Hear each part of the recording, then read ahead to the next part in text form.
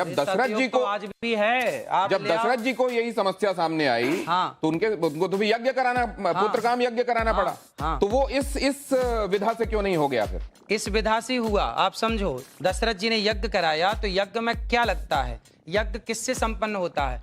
भैंस के घी से आहुतियां नहीं होती है ना, बकरी के घी से आहुतियां नहीं होती।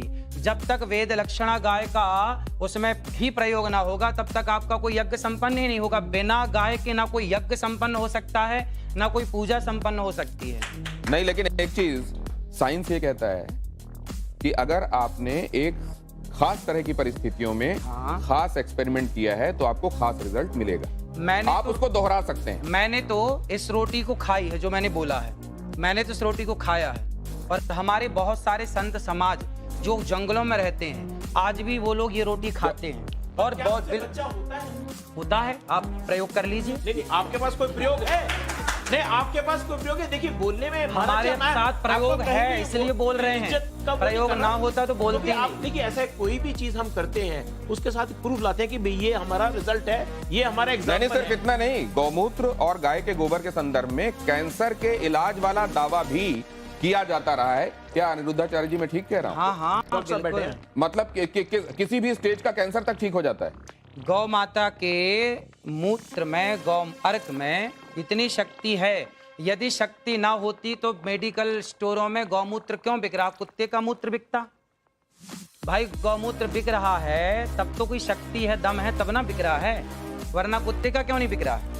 नहीं, बिकने वाली हर चीज को आप ये मानते हैं कि वो अपने आप में उसके लिए किसी साक्ष्य या प्रमाण की जरूरत नहीं? तो किसी का नहीं बिक रहा गौ माता। नहीं, मैं पूछ रहा हूँ, बिकने वाली हर चीज के संदर्भ में हमको ये मानना चाहिए कि सब्सटेंटिव होती होगी इसीलिए बिक रही है?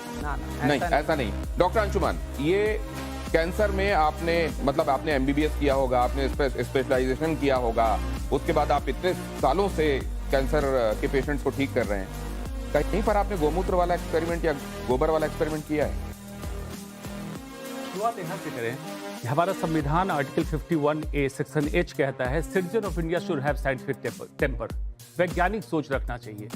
गैर वैज्ञानिक सोच रखना और उसको प्रत्यक्ष प्रमाण बोलना असंवैधानिक बात है और कानून के खिलाफ है, पहली बात।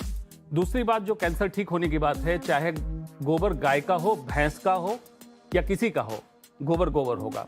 लेबोरेटरी की बात इन्होंने कही है, कैंसर ठीक होने की बात कही है। मैं अभी लाइव या रिकॉर्डेड इस पे चैलेंज करता हूं, मरीज इनका मॉनिटर मैं करूंगा, कैंसर है, जांच कराऊंगा, ठीक करें। जिस दिन मरीज ठीक हो जाएगा, जांच करके मैं चेक करूंगा, मैं आज से डॉक्टरी छोड़ के इनका चेला बन जाऊंगा। नहीं डॉक्टर साहब, एक बात मैं दूसरी आपसे जानना चाहता हूं। डॉक्टर साहब, ये बात बिल्कुल सही है।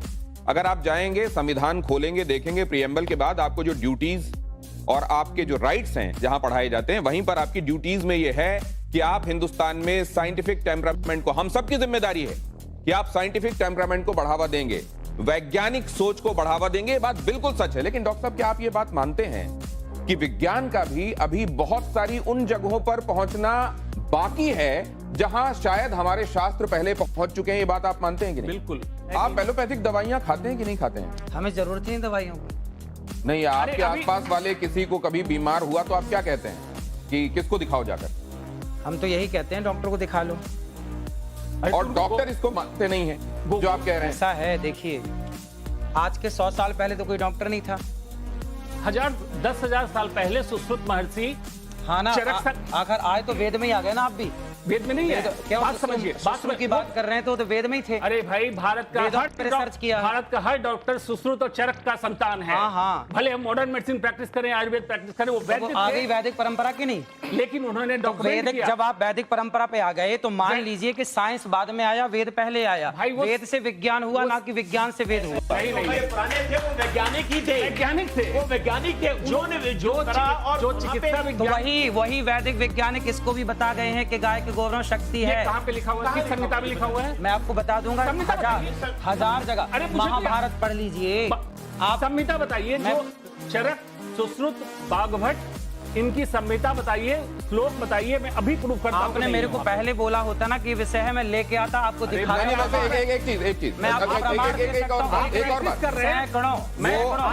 वो ये कह रहे हैं उनके पास प्रमाण है, वो रेफरेंस दे देंगे। मैं एक दूसरी बात मैं आपको 4 नहीं 10 दे सकता हूँ। क्या बिस्किट खाना आपके लिए इतना जहरीला है कि वो विष की किट हो सकता है, या जिसमें कूट कूट कर विष भरा हुआ है, क्योंकि अनिरुद्धाचार्य जी बात कहते हैं। देखिए अभी महाराष्ट्र में 80 बच्चे बीमार पड़े बिस्किट खा के पड़े। बिल्कुल बिल्कुल, मैं उस पर नहीं, लेकिन आप देखिए, आपके बहुत सारे फॉलोअर्स हैं तो मैं सही तो कह रहा हूं, और उसको एज इट इज वो फॉलो करते हैं।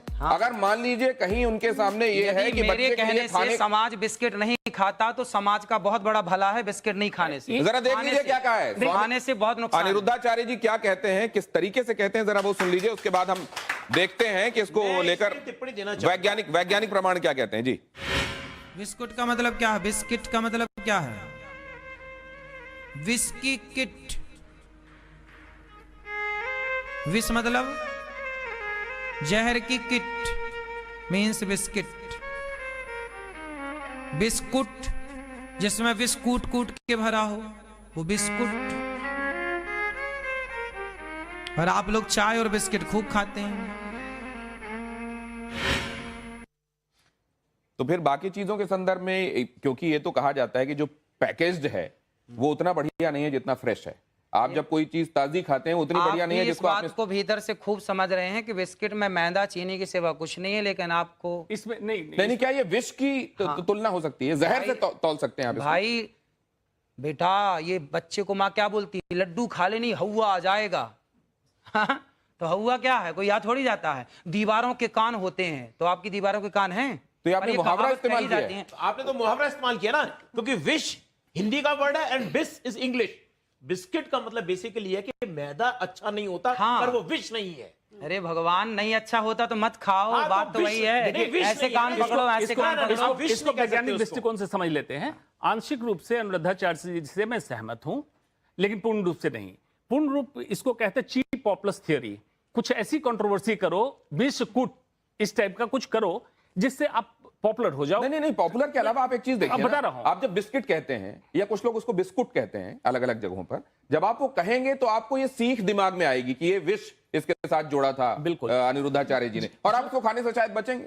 बिल्कुल सही है ना। लेकिन अगर ये ना कह के अनिरुद्धाचार्य जी आप ये कहें कि आप ताजा खाइए, Exactly. ताजा पकाइए, ताजा खाइए, आप जो डब्बा बंद है, बहुत दिनों से पैकेट में है, उसको मत खाइए, तो ये क्या ये ज्यादा साइंटिफिकली सही नहीं होगा और आप विवादों से भी बचेंगे? आगे की वीडियो में सब तो कहा गया, पर आप सुन कहाँ रहे हैं? आप तो केवल 5 सेकंड का सुन रहे हैं। आगे तो कुछ भी और भी तो कहा गया है। हम तो 3 घंटे कहते हैं, आप सुनने को कहाँ तैयार हैं? आप तो सुनो बस वही रहे हैं जो आपको चाहिए। महाराज जी, बात आप एक सेकंड, जो ह्यूमन माइंड होता है, मैं एक सेकंड वही पकड़ता है एक जो वो सुनना चाहता है। अश्विनी जी, मैं दूसरी बात कह रहा हूं, पर हम तो बोलते आगे और भी, हम तो ये बोलते हैं अनाज खाइए। आप मुझे कह सकते हैं आप पूरा नहीं सुनते, आप डॉक्टर साहब को कह सकते हैं, लेकिन जब कई महामंडलेश्वर आपसे आकर पूछने लग जाते हैं कि विज्ञान तो छोड़ो, आप तो शास्त्र में भी एनक्रोच करते हो। आपने बता दिया कि शिव जी जो हैं वो उनके जीजा हो गए कृष्ण। दिखाओ वीडियो कहाँ? आपने फिर माफी किस चीज की मांगी? भाई कई बार गलती ना होने पे भी माफी मांग लेना समझदारी होती है, ये तो समझो। यदि आपके पास प्रूफ है तो दिखा दीजिए आप।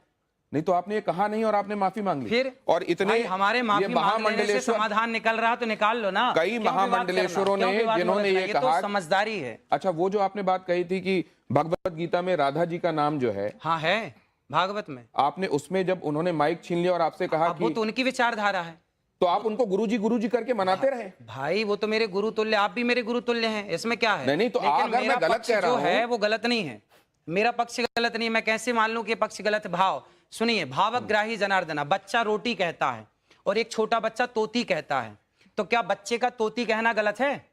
भाई ये तो समझदार के लिए सारा है ना, कोई रोटी मांग रहा है तो आप समझदार हैं। लिखा शास्त्रों, भावग्राही जनार्दना, भगवान भाव के भूखे हैं ना कि वस्तु के भूखे। शब्दावली, व्याकरण, शब्दावली ये आपके और हमारे बीच में हो सकता है, पर भगवान के बीच में भाव है ना, इसीलिए वहां पर राधा शब्द है। आप पढ़ेंगे तो राधा ही आएगा। अब आपने उसमें एक बात और कह दी कि द्रौपदी हो या सीता हो, वो सौंदर्य उनका इतना ज्यादा था, सुंदर इतनी ज्यादा। ने कहा नहीं, एक सेकंड, ये कहा क्या गया? अगर वो वीडियो हमारे पास है तो प्लीज दिखाइए, जिसमें ये बात कही